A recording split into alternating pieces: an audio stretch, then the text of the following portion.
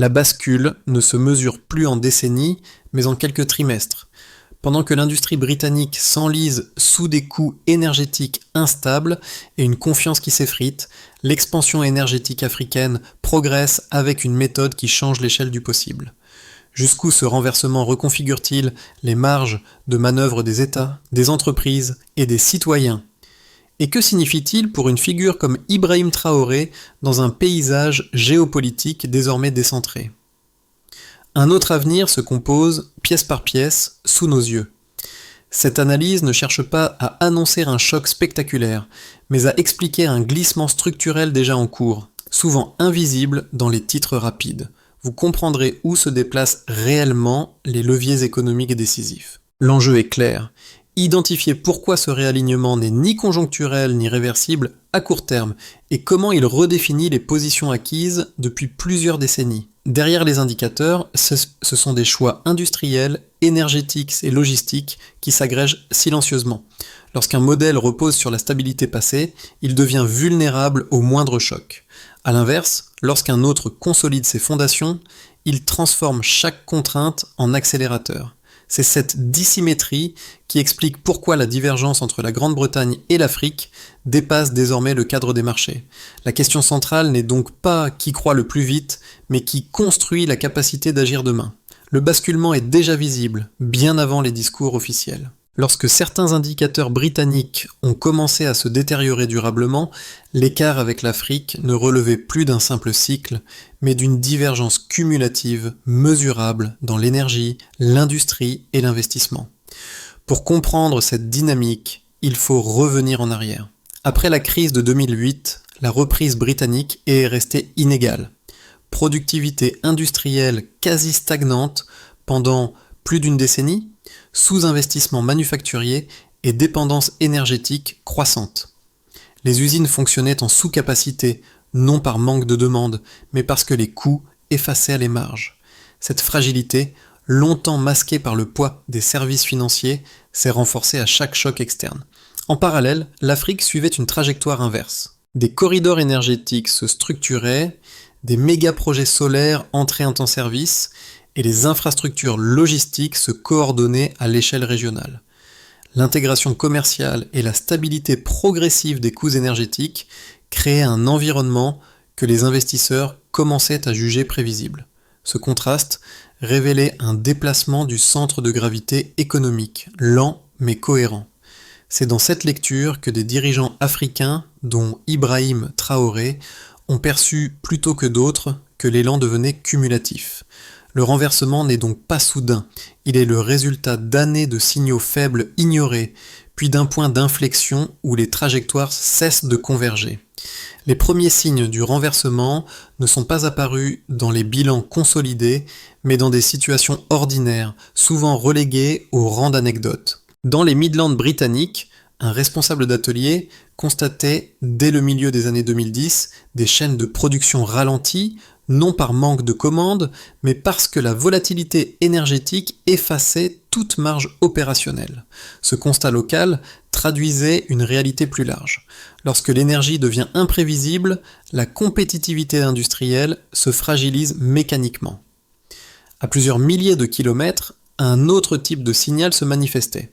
À Nairobi, une jeune entreprise logistique doublait son volume d'activité en moins de 3 ans grâce à la combinaison d'une énergie plus stable, de corridors intérieurs améliorés et de plateformes numériques régionales. Ce résultat n'avait rien d'exceptionnel, il reflétait une architecture économique en cours de consolidation. Ces trajectoires contrastées montrent comment des acteurs de terrain deviennent des capteurs avancés du changement. Les institutions financières réagissent tard, les industriels et logisticiens perçoivent la rupture bien plus tôt. C'est cette avance perceptive qui explique pourquoi le renversement a surpris tant d'analystes. Le basculement commence toujours à la périphérie avant d'atteindre le centre. Avant le point d'inflexion, le récit dominant au Royaume-Uni reposait sur l'idée d'une normalisation progressive.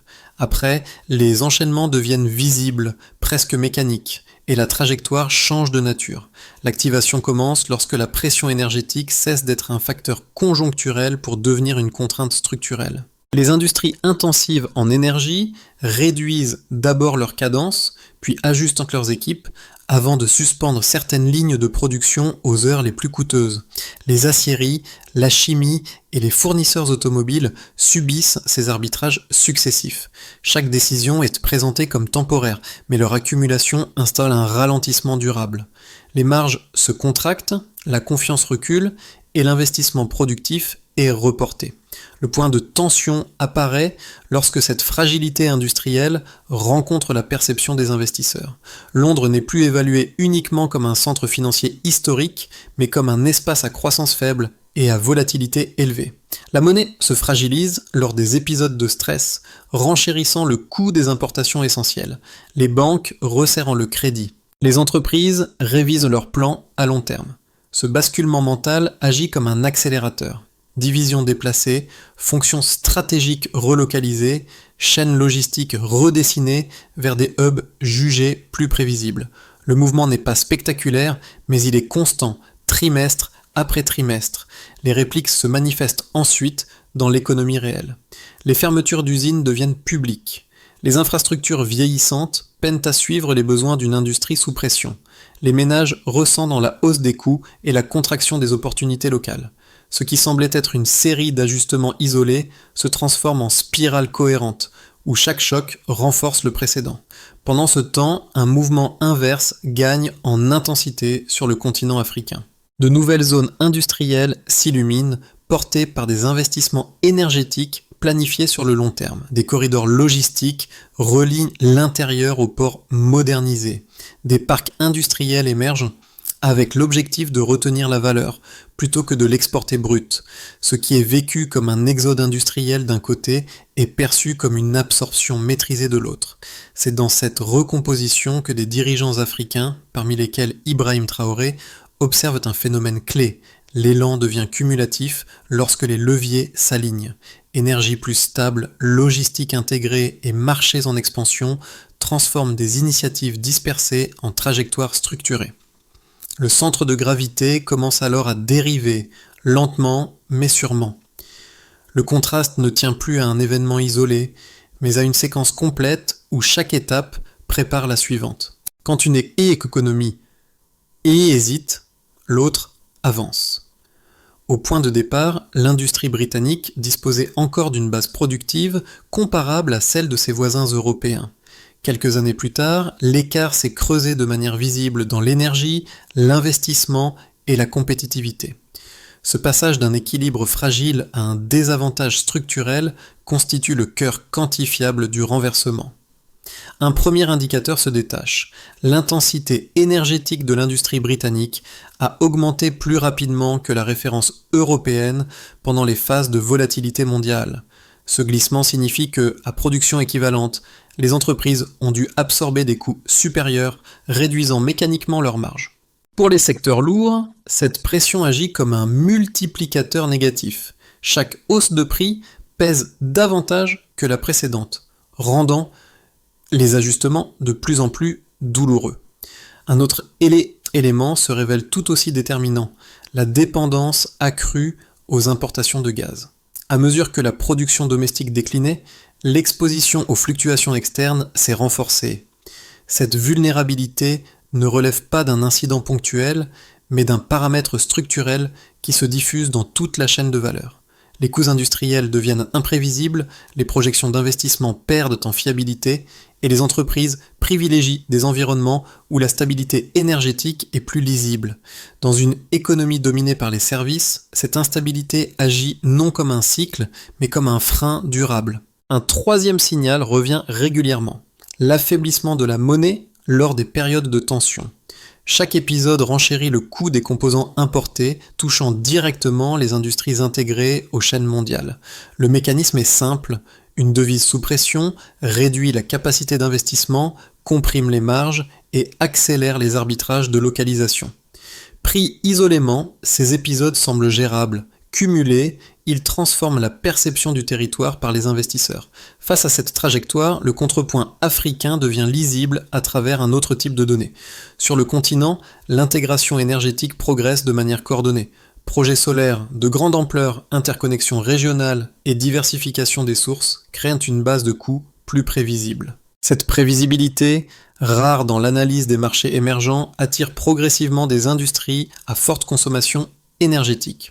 Le flux d'investissement qui en résulte n'est pas spéculatif, il est conditionné par la stabilité relative des intrants clés. Lorsque l'on met ces éléments bout à bout, il ne s'agit pas simplement d'un déclin d'un côté et d'une montée de l'autre. Les données décrivent un transfert d'élan. Là où l'économie britannique voit chaque choc amplifier le précédent, plusieurs économies africaines transforment des contraintes historiques en leviers cumulés. Ce caractère répétable du mouvement constitue la preuve la plus solide du réalignement. Dans cette lecture, des dirigeants comme Ibrahim Traoré s'attachent moins aux fluctuations trimestrielles qu'à la cohérence interne du système en construction. Énergie, minerais, logistique et marché jaune sont considérés comme des variables interdépendantes. Lorsque ces variables s'alignent, l'investissement suit, confirmant la trajectoire plutôt que de la créer. La question n'est donc plus de savoir si le renversement existe, mais à quelle vitesse l'écart continuera de se creuser. Les chiffres disponibles, même sans être spectaculaires isolément, indiquent une dynamique claire. Une économie s'expose à des coûts imprévisibles, l'autre consolide sa capacité d'action. C'est cette différence de pente, plus que les niveaux absolus, qui structurent désormais le paysage mondial. On peut d'abord entendre une lecture modérée. Le ralentissement britannique ne serait qu'un cycle prolongé. Selon cet argument, le Royaume-Uni a déjà traversé d'autres phases de tension sans perdre son rang, grâce à des amortisseurs puissants. Expertise financière, écosystème universitaire dense et capacité d'innovation reconnue. Dans cette perspective, la volatilité énergétique et l'inflation récente seraient des chocs exogènes temporaires, amplifiés par un contexte mondial instable. Une fois les marchés apaisés, ces fondamentaux permettraient un redémarrage progressif, comparable à des épisodes passés de résilience économique. On peut aussi avancer, à propos de l'Afrique, un autre argument. L'ascension observée resterait trop fragmentée pour constituer un véritable centre de gravité. La diversité des régimes politiques, les contraintes logistiques persistantes et les vulnérabilités climatiques seraient autant de freins à une consolidation durable. Selon cette analyse, les succès énergétiques et industriels resteraient localisés, incapables de produire un effet d'entraînement à l'échelle continentale. L'élan serait réel, mais dispersé, et donc insuffisant pour reconfigurer l'ordre économique mondial. Ces deux lectures gagnent en crédibilité lorsqu'elles sont isolées, mais elles se heurtent aux données lorsqu'on les examine dans la durée. Du côté britannique, les projections optimistes se sont répétées sans se matérialiser, tandis que les fermetures d'usines, la contraction manufacturière et la dépendance énergétique s'inscrivaient dans une continuité mesurable. Il ne s'agit pas d'un choc unique, mais d'une érosion cumulative qui affaiblit progressivement la base productive. A l'inverse, l'élan africain ne repose pas sur des poches déconnectées. Les infrastructures énergétiques, les corridors logistiques et l'intégration commerciale avancent de manière simultanée dans plusieurs régions. Cette synchronisation transforme des progrès locaux en systèmes cohérents. Ce qui semblait hétérogène devient structuré dès lors que les mêmes leviers se renforcent mutuellement. Le point décisif n'est donc pas la perfection d'un modèle, mais sa cohérence. Les faits montrent un mouvement coordonné d'un côté et une adaptation défensive de l'autre. Cette asymétrie explique pourquoi l'hypothèse cyclique perd de sa force, tandis que l'idée d'un réalignement structurel s'impose de plus en plus clairement. Ce qui change la lecture du renversement n'est pas un nouvel indicateur, mais la synchronisation des trajectoires. Jusqu'ici, beaucoup d'analyses supposaient que la fragilité britannique et l'essor africain évoluaient en parallèle, sans véritable interaction. Or, le point médian du récit révèle autre chose. Ces dynamiques se répondent désormais directement par les flux de capitaux, les arbitrages industriels et les décisions logistiques. Lorsque des entreprises commencent à considérer certains hubs africains non plus comme des compléments, mais comme des alternatives crédibles à des implantations historiques, le système bascule. Ce moment est discret, rarement annoncé publiquement, mais il est décisif. Il marque le passage d'un monde hiérarchisé à un monde redistribué, où la prévisibilité énergétique et industrielle prime sur l'héritage. C'est dans cet espace que des dirigeants comme Ibrahim Traoré apparaissent moins comme des figures isolées que comme des symptômes d'un mouvement plus large. Leur posture s'inscrit dans une lecture de long terme, consolider des leviers avant qu'ils ne deviennent évidents pour tous. La mi-temps du renversement n'est donc pas un sommet, mais un seuil. Une fois franchi, le retour en arrière devient structurellement coûteux. Pour les États, le réalignement modifie d'abord la marge de manœuvre budgétaire et stratégique. Au Royaume-Uni, la volatilité énergétique réduit la capacité à planifier des politiques industrielles cohérentes sur plusieurs années. Les projections officielles doivent intégrer une croissance plus faible et une exposition durable aux importations critiques, ce qui limite les choix fiscaux et industriels. A l'inverse, plusieurs États africains gagnent en poids politique à mesure que leurs infrastructures énergétiques et logistiques se consolident. Cette stabilité relative renforce leur position dans les négociations internationales car elle transforme des ressources longtemps perçues comme périphériques en leviers stratégiques. Pour les entreprises, l'impact est immédiat et opérationnel. Les acteurs industriels britanniques font face à des coûts imprévisibles, à un crédit plus sélectif et à des arbitrages de localisation de plus en plus fréquents. Les décisions ne se prennent plus uniquement sur la base du savoir-faire historique, mais sur la capacité à garantir une continuité énergétique et logistique. En Afrique, le mouvement inverse s'observe. Des partenariats se structurent autour de zones industrielles reliées à des corridors fonctionnels et à une énergie plus lisible. Ce déplacement du centre opérationnel n'est pas marginal, il redessine progressivement les cartes de production à long terme. Les populations ressentent ces transformations dans leur quotidien. Au Royaume-Uni, la hausse des prix de l'énergie et la fermeture d'unités industrielles contractent les opportunités locales et mettent les ménages sous pression. Les services publics doivent absorber les effets d'une économie moins dynamique, ce qui alimente un sentiment d'incertitude sociale. En Afrique, la dynamique est différente. Une population jeune entre massivement sur le marché du travail, portée par l'émergence de nouveaux pôles industriels. Cette transition crée des perspectives, mais elle exige aussi des politiques capables d'accompagner l'urbanisation et la montée en compétences. Les partenaires régionaux et internationaux constituent le quatrième groupe impacté. Les puissances qui s'appuyaient traditionnellement sur le Royaume-Uni comme relais de stabilité réévaluent désormais leur stratégie. Les accords énergétiques, miniers et logistiques se négocient autour d'un centre de gravité qui s'est déplacé vers le sud. Cette recomposition oblige les acteurs établis à adapter leur réseau d'influence et leurs priorités diplomatiques. Pour certains dirigeants africains, dont Ibrahim Traoré, cette situation ouvre un espace d'affirmation inédit dans les discussions internationales. Pris ensemble, ces effets montrent que le renversement n'est pas abstrait. Il se traduit par des choix concrets, visibles à chaque niveau du système. Lorsque les leviers changent de main, les conséquences se diffusent bien au-delà des marchés, redéfinissant durablement les équilibres économiques et politiques. Imaginons un scénario central où le Royaume-Uni s'oriente vers une stabilisation relative sans retrouver un véritable dynamisme industriel. Les coûts énergétiques restent fluctuants, ce qui limite la relance des secteurs intensifs en électricité. Les investissements privés se redéploient progressivement vers des zones jugées plus prévisibles, notamment certains hubs africains où les corridors industriels et les infrastructures énergétiques fonctionnent de manière plus régulière. Les chaînes d'approvisionnement s'ajustent par petites touches, confirmant un réalignement déjà engagé plutôt qu'un retournement de tendance. Dans un scénario plus favorable, une accalmie énergétique et des mesures industrielles ciblées offrent au Royaume-Uni un espace de respiration.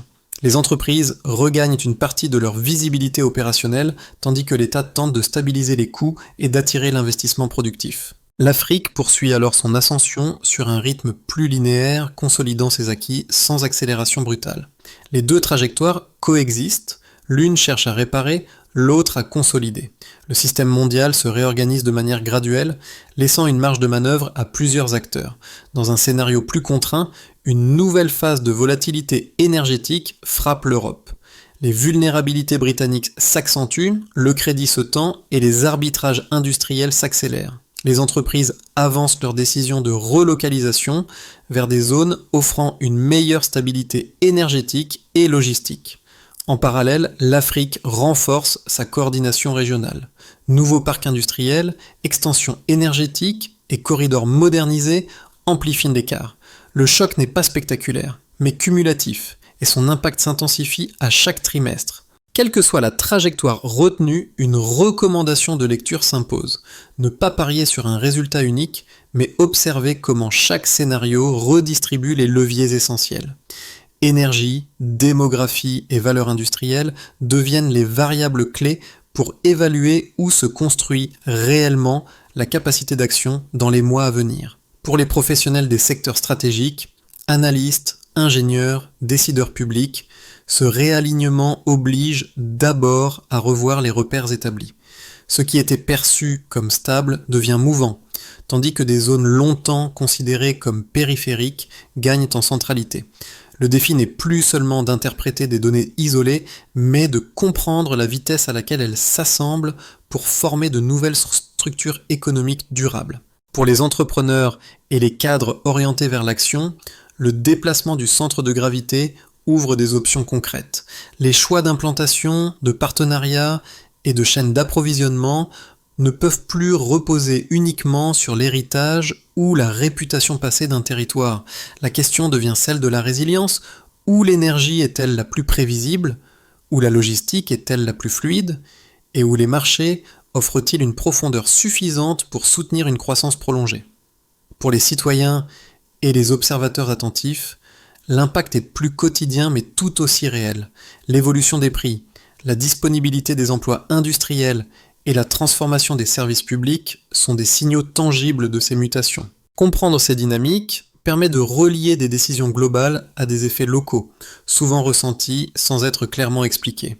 Dans tous les cas, une même exigence s'impose: apprendre à lire les signaux faibles. Ce sont eux qui annoncent les transitions avant qu'elles ne deviennent visibles dans les statistiques officielles. Les ignorer revient à subir le changement, les intégrer permet de s'y adapter avec davantage de lucidité. D'abord, du côté des gouvernements, dans un horizon de 6 à 12 mois, l'enjeu consiste à identifier les leviers réellement structurants plutôt que de multiplier les réponses défensives. L'énergie, les infrastructures et la base industrielle doivent être traités comme un système unique. La progression se mesure moins par des annonces que par la stabilité effective des coûts opérationnels et par la continuité de l'approvisionnement stratégique. Clarifier ces priorités permet de passer d'une posture réactive à une capacité d'anticipation. Ensuite, du côté des entreprises, elles sont amenées à réévaluer leur chaîne d'approvisionnement et leurs implantations selon une logique de résilience. Une feuille de route pragmatique peut s'organiser autour de tests progressifs, diversification énergétique, exploration de nouveaux corridors logistiques et partenariats régionaux. Le succès ne se juge pas à la réduction immédiate des coûts, mais à la diminution des risques d'interruption et à la visibilité retrouvée sur plusieurs trimestres. Puis, pour la coopération internationale, les États et les acteurs privés peuvent structurer des accords autour des minéraux critiques, de l'énergie renouvelable et des infrastructures numériques. Dans ce cadre, des dirigeants africains, comme Ibrahim Traoré, mettent en avant une stratégie intégrée, assembler des leviers complémentaires avant qu'ils ne deviennent des points de négociation imposés. La crédibilité se mesure alors à la vitesse d'exécution et à la solidité des engagements. Enfin, l'inclusion des populations locales compte tout autant. Formation, montée en compétences et outils numériques sont essentiels pour aligner les besoins industriels et la main-d'œuvre disponible. Cette coordination multiniveau ancre les bénéfices dans la durée et réduit les tensions sociales liées à la transition. Cette feuille de route ne promet pas un résultat immédiat, mais elle offre un cadre pour agir dans un monde où les équilibres se déplacent déjà. Dans l'atelier des Midlands évoqué plus tôt, le silence progressif des machines n'annonçait pas seulement un ralentissement local. Il signalait un déplacement plus vaste, encore invisible dans les grandes statistiques.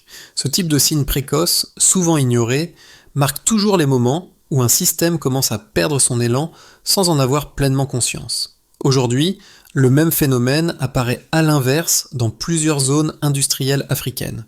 Les entrepôts s'éclairent, les flux se stabilisent et les chaînes logistiques gagnent en régularité autour d'infrastructures récemment mises en place. Là où une économie hésite, une autre assemble patiemment les pièces de sa trajectoire future. Ce contraste n'est pas spectaculaire, mais il est profond. Dans cette lecture du temps long, des dirigeants comme Ibrahim Traoré incarnent moins une rupture qu'une continuité stratégique. Chaque corridor énergétique, chaque projet industriel, chaque décision logistique s'ajoute aux précédentes pour former un ensemble cohérent. Ce n'est pas la vitesse qui compte, mais la direction suivie avec constance. Le renversement ne se produit donc pas en un instant. Il s'installe, signal après signal, jusqu'à devenir impossible à ignorer. À ce stade, le réalignement observé entre la Grande-Bretagne et l'Afrique ne se résume ni à une victoire, ni à un déclin définitif. Il décrit un déplacement des priorités, des investissements et des centres de décision dans un système mondial en recomposition. Ce mouvement touche l'économie, mais aussi les choix sociaux, culturels et politiques qui en découlent. Lorsqu'un centre de gravité change, ce sont les repères collectifs qui doivent être réévalués. Ce renversement invite chacun à interroger ses certitudes. Les États doivent repenser leur stratégie de long terme, les entreprises leurs ancrages opérationnels et les citoyens leur lecture de l'avenir. Comprendre ces dynamiques devient alors un outil aussi essentiel qu'un indicateur financier ou qu'une prévision industrielle. Dans ce cadre, des figures comme Ibrahim Traoré ne sont pas des exceptions, mais des révélateurs d'un monde qui s'organise autrement. La question finale n'est donc pas de savoir si le changement est en cours, mais comment il sera interprété et accompagné. Observer les signaux faibles, comparer les trajectoires et confronter les analyses permet de mieux saisir les options qui s'ouvrent. Alors, face à ce réalignement silencieux, quels aspects souhaitez-vous explorer davantage et quelles trajectoires vous semblent les plus déterminantes pour les mois à venir ?